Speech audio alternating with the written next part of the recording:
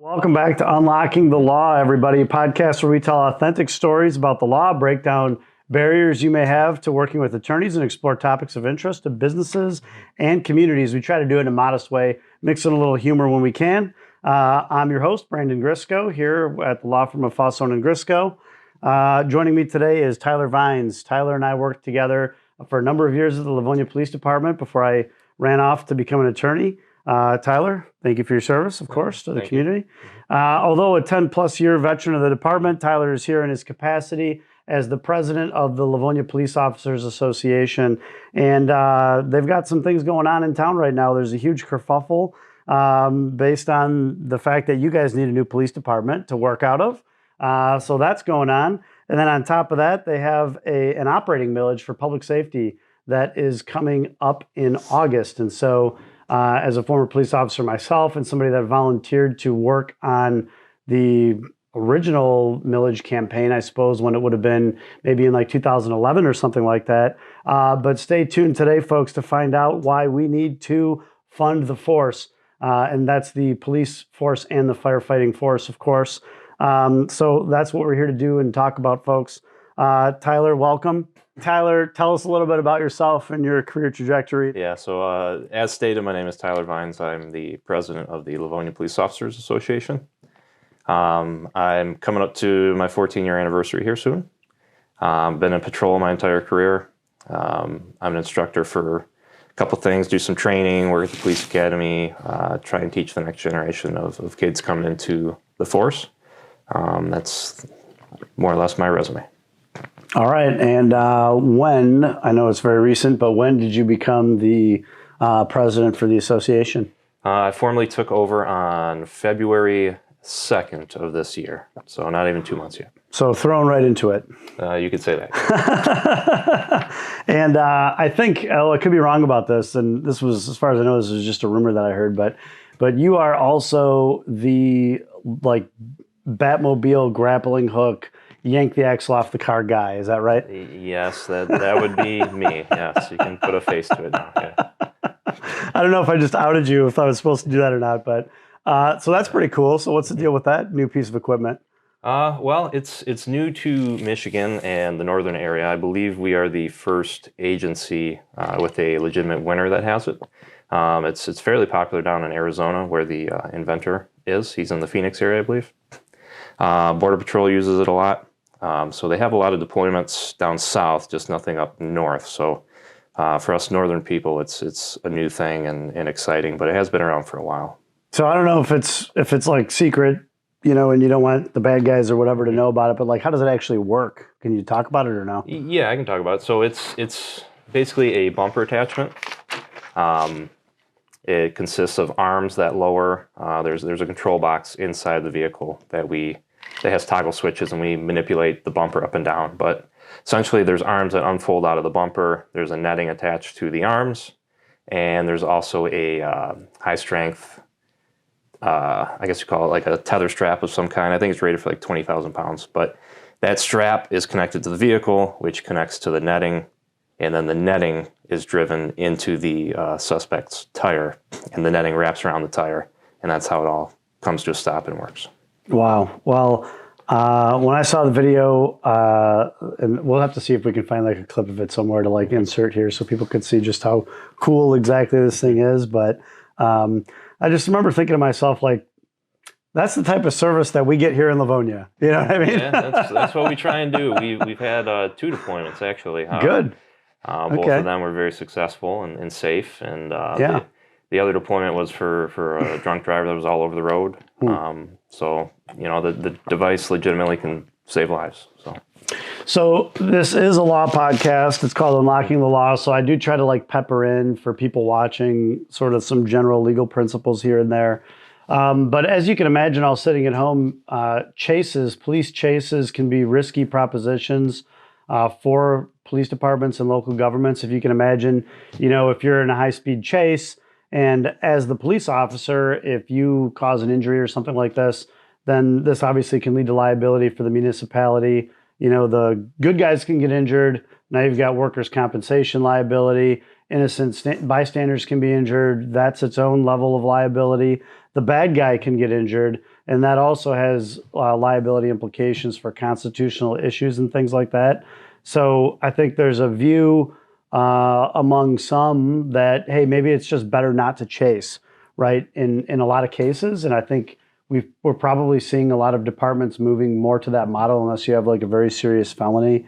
And unfortunately, I think the bad guys are like starting to catch on to this because they'll flee and they notice, hey, they stop chasing me like almost instantly, right? Yeah, I've seen people intentionally drive on the wrong side of the road and do dangerous things to, cause us to stop chasing them, I guess you could say. Yeah, so these are issues, but with new technologies and pretty cool equipment, that it brings the possibility of being able to catch somebody and safely end the chase before it becomes a reckless situation or where you're endangering other lives or something like that. So I think that's pretty neat. Yeah, exactly. Yeah.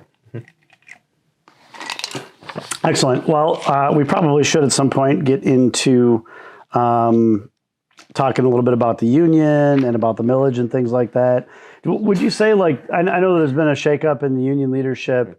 You've got a couple new board members, as I understand it. Do you guys have, is there anything in particular you're hoping to accomplish through sort of this next cycle of elections and stuff like that? Well, yeah, we have a lot we want to accomplish. The main issue is the millage, first and foremost. Our contract is expiring later this year. The contract and the millage kind of go hand in hand. Without the millage, we're not going to get the increases in the contract that we need. So those issues feed in together. And then obviously there's the new police station. That's kind of hot news. That station has nothing to do with the millage. The millage funding is strictly, it's actually a renewal. It's been in place since 2011, but it's strictly for wages, benefits, training, and equipment for public safety. Now, that's all public safety. That's including the fire department. The police, we seem to be getting all the attention here because of the possible construction of a police station. However, I think it's important to point out that the fire are part of public safety too, and this millage funds them as well. And without that funding, they're gonna be possibly facing layoffs, shutting down stations, trucks, equipment, things like that. You're getting into dangerous territory. I mean, you're talking CPR situations if they're responding from a station that's far away because one's closed down. I mean, we could be talking life and death type stuff. So I try not to be doom and gloom, but that's just the reality of it. So yes, the millage and the contract. Okay. The building is separate from that, but that's also a very hot topic among the citizens. Do you, so a union in the broad sense is responsible for things like wages, hours, working conditions, other terms of employment. I mean, where do you stand on the actual building facilities issue? Because in my mind, it's kind of like, well, look, we're cops, we're going to show up to work, or we're firefighters, we're going to show up to work. If we're working out of the back of somebody's house, we'll show up there. If our home base is a brand new police station, we'll show up there. I mean, is there a sense where it's kind of like, hey, it's sort of up to the city how they're going to like invest in capital projects? Or do you guys see yourselves taking kind of like an active role in that process? Well, yes, it's up to the city for investment. Our union, our members simply work in the building, like Brandon stated. We don't have any control or influence on the funding, the expenditures of the building, the location of the building. I hope as the union president, I've been given verbal commitments from city council members that I can be involved in the internal workings or design, the interior design, whatever you want to call it, to make sure that it meets our standards and needs and not just what an architect designed and says we need. So my influence as the union president is simply just to ensure that tax dollars are being spent wisely and we're getting the building that we need if we were to get one. Other than that, my hands are off. I don't have much influence at all. Yeah. Well, I think you're underselling it a little bit though, because I think as a local police union president, your word and your influence carries some amount of like political weight, even though you may not necessarily get like a vote per se. But I think people will take you seriously, and I think the citizens will respond, at least in my opinion, based on, I know I would, based on sort of the union's take on things. Yeah, that's understandable. Going back to the millage and the contract, that's our priorities. Yeah. If the building starts to impede or hurt the chances of the millage in a better contract, then yeah, I would encourage council to modify the building in whatever way they need to not injure the millage in the contract, because I think we can all agree that that's what's most important. Yeah, I think, I mean, you're definitely going to hear from me, my consistent messaging will be that we need to fund the police force, we need to fund the fire force, and that is coming up for vote in August. And so those are the sorts of things that I think the citizens, the voters need to be educated on. Obviously, the building issues and the capital issues are very important. I mean, I'd love to see our police officers working out of a brand new building. You know, I mean, I worked in that building for a few years myself. You know, I don't know if I remember it being quite as bad as what people seem to say, but I mean, it's not in great shape, right? I mean, I think we can both agree to that at least. Yeah, I would agree. This was out of the, I believe the most recent city council meeting. It was on March 23rd, that Monday, I believe. It was brought up through the council that the building requires up to $400,000 in maintenance and repairs yearly. Per year. So, that's a lot of money. So, yeah, that's a lot of money. So in the building's aging, it's, for those that aren't aware, it's a piecemealed building. From what I've been told, it's a water building on one end, and then you have an old police department on the other end. And then you have the two conjoined with a, I don't know what you'd call it, some type of construction that joins the two older buildings together. Now, the water building and the original police station are about 65 years old. And then that conjoining section is, I think, 39, about 40 years old. So, time for a refresh. Yeah, it's time. There's HVAC issues all the time. Sure. Boilers are breaking. There's no parts available for the stuff that breaks because it's so old. The electrical's old. I mean, there's areas of the building that like the boss's office, I don't even think has, it's either heat or air conditioning. It's one of the two. They don't even have it's not even routed for the office. Wow. There's routinely portable air conditioning units everywhere, space heaters. Really? Yep, in the jail. You know what? When did that start? Because that was not a problem when I was there, which would have been obviously years ago. But yes, I mean, yeah, that was somewhere within. Wow. I'd say the last, I don't know, a couple of years, maybe after COVID, somewhere around in there. So things have gotten remarkably worse since I left in 2018 or whenever it was. Yeah, the jail, for example, is one area of the police department. I don't think it's the only area, but I can verify with personal experience that this is true in the jail. We can't even control our own HVAC. We have to call our logistics manager to call DPW to then change the temperature in our own building. And of course, they only knock it down like 0.7 degrees, you know. But there's a lot of issues. I could go on if you want. But, you know, for one thing that sticks out for me is one issue. It's kind of gross, but it's just to really put a stamp on it here.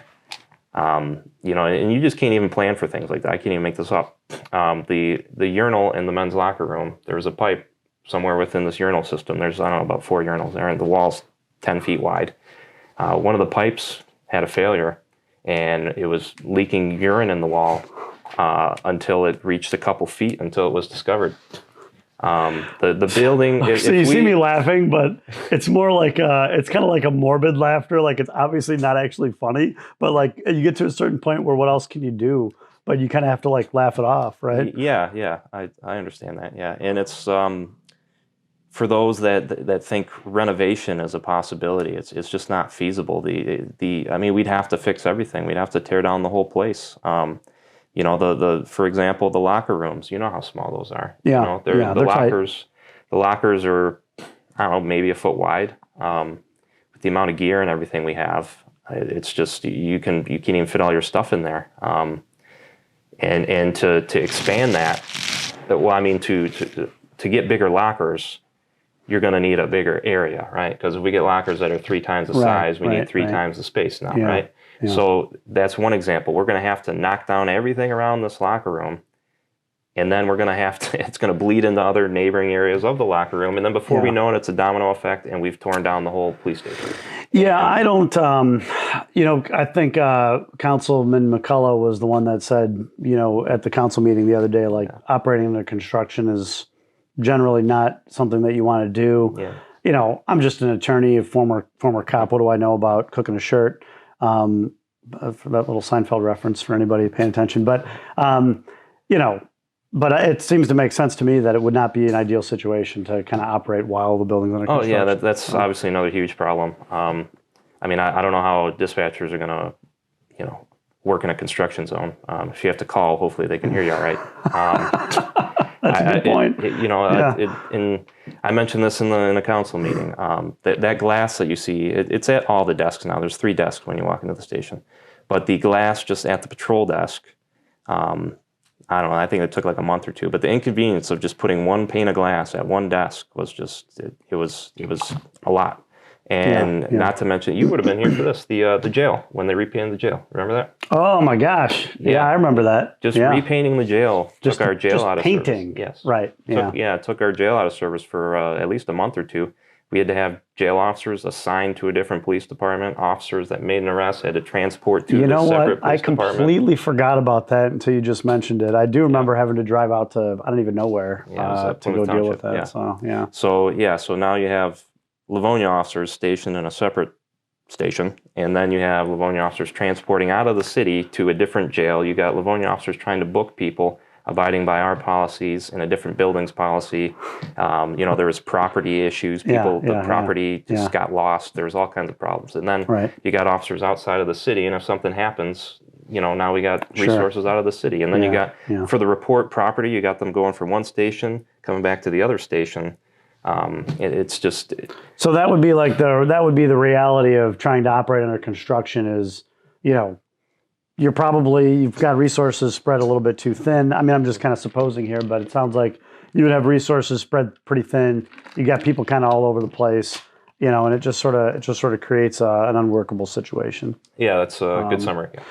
And, with the building issues, I mean, I guess what I was kind of getting at earlier was just to say, like, it's not like the police officers themselves are sitting around, spreading out drawings on the hoods of cars and trying to figure out like how to architecturally design and construct this thing. But the facilities that you work in obviously have an impact on, things like working conditions, things that unions are specifically concerned with. So I think it's totally fair to have a voice in that process. Obviously how they decide to spend the money and where they decide to locate it and stuff like that, take it or leave it to some extent. But, there's a level of, hey, we have nice updated new facilities that are comfortable and nice to work in. Like that's going to result in people hopefully wanting to come. And then once they get here, staying. Yeah, right? Yeah, exactly. Yeah. I guess just to summarize it real quickly, the moral of the story is, benefits are going to come first with the millage and the contract. But we're also, there's a need for a better working environment, and we're trying to accomplish these things all at the same time, which has led to some of this confusion and why we're doing none of which is your fault. Yeah. None of which has anything to do with the police officers of the union or even the police chief, right? It's all sort of been driven but from the outside in a sense. And of course by the failing building condition and things like that. I mean, nobody can do anything about that. Yeah, wow, that's interesting stuff. So I remember when I was there, we had people trying to leave for, Dearborn Heights, Northville Township. I think some went to Ann Arbor. You may have even seen some people come back. I mean, are we dealing with another like exodus situation over there where people are trying to get out or? Oh yeah, yep. Yeah, I don't use this description lightly, but it's essentially a personnel crisis. We had an issue back around 2020, I believe. There's a lot going on back then. I can imagine. I'm sure you all can too. Yeah. But yes, we had some issues there, and they're starting to resurface again. And then even prior, during your era, we had some issues that you alluded to. So I believe, don't quote me here, but I believe just last year in 2025, I think we had 29 officers leave in total, and I believe we hired 5. Now, That could, not saying that it is, but it could potentially be misleading because you might have retirements, right? So how many of those are retirement related, or people just like me that wanted to become attorneys or switch careers or whatever? Yeah, that I would have to double check honestly. Yeah. But the number, that 29 number, would remain accurate. I mean, Oh, of course. I'm one of the few tenured officers we have, even supervisors really. Yeah. We're a young department right now. I mean, maybe a couple people retired. So I don't know. Okay. I'll say 25 just to be conservative. Yeah, maybe. yeah. Well, it's interesting because that was the case back when I hired on. Is there was sort of a ton of retirements coming up, and so they were starting to kind of backfill some of those spots. But I mean, I was a field training officer. I don't know this for a fact, but I would say that 1 out of every 4 or 5 new hires just didn't work out. And it's not necessarily because we had a bad contract or anything. Just they either weren't cut out for it or they weren't doing a great job, and it was performance related to a large extent. I don't know if that's still the case, but so it's like even if you're hiring new people, you've got to account for the fact that some of them aren't going to work out. You're continuing on the other end to have a department where people may be occasionally either leaving for disciplinary reasons or retiring, or maybe like me, they decided to switch careers. So there's kind of always some level of in and out going on. But definitely there should not hopefully be a sustained period of like understaffing. I mean, that's definitely not what a resident or a business owner would want to hear, right? Correct. Yeah. And unfortunately, if nothing changes, and that's what it's going to happen, and to some extent we're experiencing. I mean, for those that like numbers, I mean, this is public information. If you know where to look, you can find it. We're budgeted for 107 officers currently. We have people like Brandon said are kind of always coming and going, but we're down I think we're at 77 right now is the exact number. So Wow. 30. Wow. So I did some quick math before I came in here. 77 out of 107, that's 72%. And going back to that millage in the contract, if we can improve the benefits, which is the reason why we're short and the reason why people are leaving, the reason why we can't hire anybody or retain anybody, if we can't improve those things, I mean, I don't think, 50% I think is a likely outcome for staffing level for officers. Really? Yes. 50%. So now, what would you say to, and this is a little bit out of left field, so I apologize, but what would you say to the person that's like, you know what, Livonia Police do a great job. At 70%, you guys do a great job. Mm-hmm.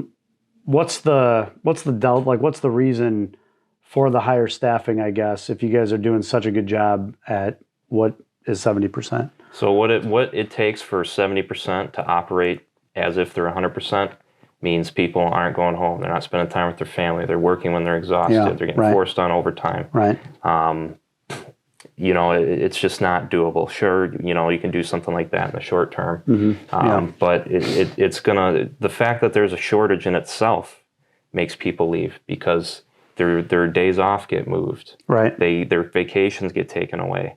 There's all these unintended consequences that people don't think of. Yeah, for sure. So yeah, it needs to be corrected. I think the quality of life issue is a big deal. I mean, I was probably never going to be a 20-year guy. I would have stayed a little longer probably. I think the pension issue was something that, just so everybody knows, I guess, with this little inside baseball, but back in my day, there was no defined benefit pension. So it was like a 401k style of retirement. And after, I want to say 4 years, you were fully vested. So for me, it just made sense that I could leave and sort of roll that retirement over into, like a rollover IRA or something like that. Whereas with a defined benefit pension, it's much more common that you don't actually vest in that until you hit the 10-year mark, which in my case may have led to a couple more years of service to the community, but neither here nor there. I do want to shift gears though. Well, actually, before I get to that, I want to pepper in some positive stuff too. So, and I got to be careful about this because I don't mean this in a bad way to any other police officers that I know or love or represent. But why is Livonia like seemingly the best police department in the country? It's a loaded one. I don't know. I've only worked at one, so I don't know. Can I say that? I don't know. Yeah, you can say that. I feel like Livonia is always the center of attention on things. They always seem to get the bad guy. Like our investigators seem to do a great job. Narcotics officers are always getting big grabs. We were in a lot of task forces. Like it just seems like there's just so much going on, and that Livonia always does a great job. Yeah, I second all that. We've got good training. We have good equipment. We work as a team well. We've got a lot of good instructors, a lot of good people that have got good experiences. And we just are all dedicated to doing a good job, which is why we're able to operate at a 72% level. But eventually, it's not a long-term solution, and we got to get more people in the door and continue what we've been doing.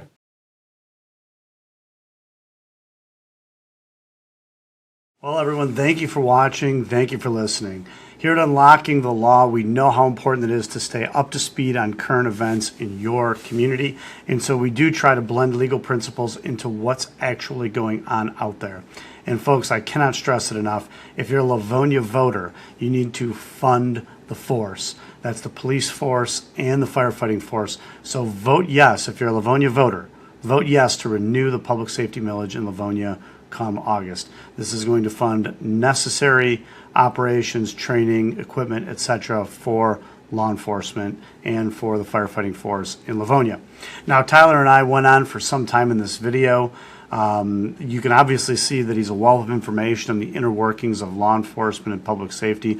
Unfortunately, we did have some technical difficulties with the video and with the audio, but we still have some really great content for you. So if you didn't listen to the whole episode, and if you're just seeing this, go back, listen to the whole thing, educate yourselves, and then you can go out into the community and on social media and combat some of the misinformation that is floating around out there. There are some naysayers.